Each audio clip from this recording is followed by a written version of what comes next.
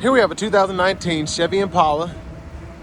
This one comes in the LT trim level in blue velvet metallic. And then we have gray leatherette interior. For the powertrain, we get a 3.6 liter naturally aspirated V6 engine. That's mated to a 6-speed automatic transmission. And then this one has just a little over 56,000 miles. But as we come around to the front end here, halogen headlamps. We do get the fog lights though, the LED fog lights, so a great look there. And the lights don't flash, those fog lights don't. It's just how the camera's picking them up. Love the design here though.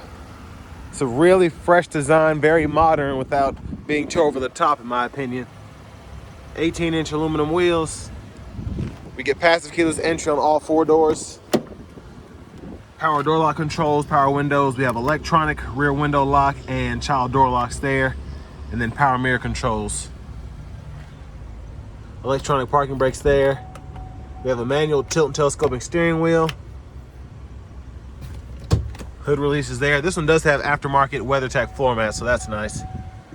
But there's our power driver's seat. We have power lumbar support as well. But I have that seat up front adjusted for someone of my size, being 6'3", with longer legs. That's how I like to drive there. So sitting behind myself, with this being a large family sedan, plenty of space, and even with the sunroof, headroom is pretty good because it does slope back up back here, so plenty of space for me. Love that we get the LED dome lights too. Seat back pockets on both sides. Rear AC vents. This one has the optional 3-prong household plug-in, which is nice. And then bottle holders are here in the middle seat. Top tethers for your car seats. Let's go ahead and make our way towards the back. And our anchors hidden way back in there. And you can see we have the rear side airbags in this one too, so that's nice. And one of my favorite things about the Impala is that logo right there. It looks great. As we come around to the back end, of course, tons and tons of trunk space. Kind of a signature trait of the Impalas. Spare tires right there. I love just how big and open this trunk is. Just very impressive. But I like the spoiler there as well. Nice look at the back end. Just a few scuffs on that rear bumper. And there's a look at the exhaust here. We do get a dual exhaust, so if you want to fool with that, you can. I'm sure it'll sound great. And there's the fuel cap. And then we can fold this seat down flat. You can run longer objects through, and that is on both sides. And then just lock it back into place pretty easy. And then this front passenger side also has a power seat with power lumbar, which is a huge plus in a vehicle like this. Glove compartment there.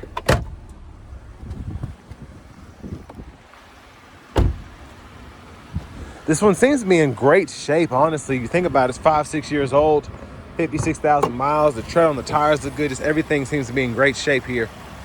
But there's that V6, mostly covered up there.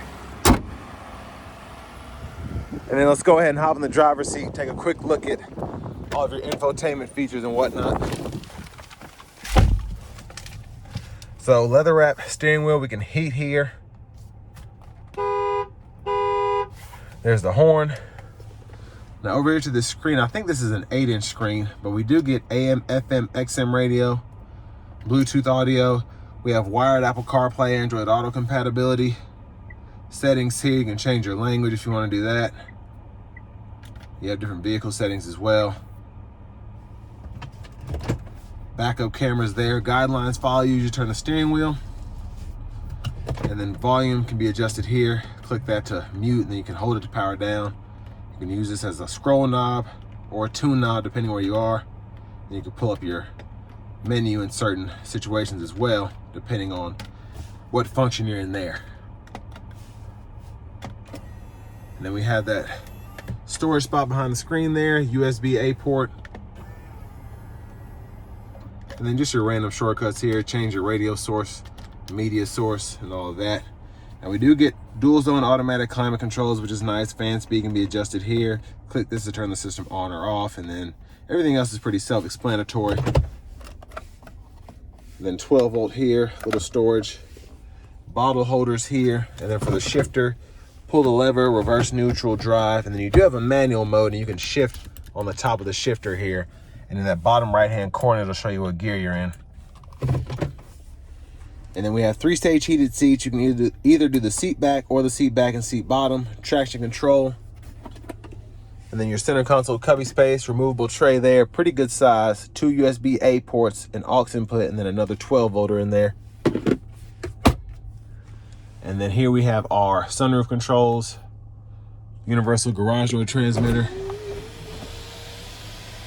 and then that's one touch slide there.